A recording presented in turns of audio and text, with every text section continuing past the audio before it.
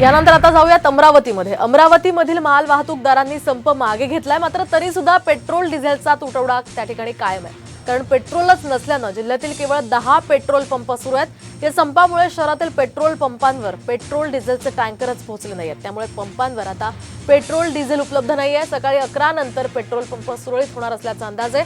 दरम्यान पंपांवर आता petrol diesel नसल्यानं वाहनधारकांचे मात्र मोठे हाल होत आहेत।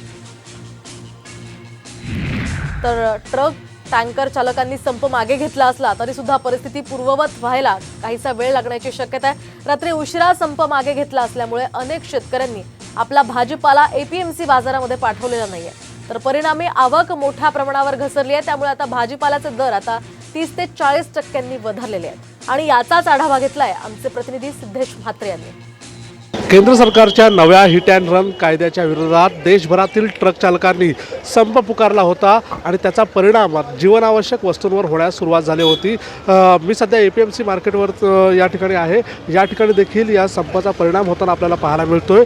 काल रात्री हा संप जरी मागे घेण्यात आला असला तरी देखील जे शेतकरी आहेत त्यांनी आपला माल जो आहे तो या एपीएमसी मार्केटमध्ये सध्या तरी पाठवलेला दिसत नाही, अशा प्रकारची परिस्थिती आहे।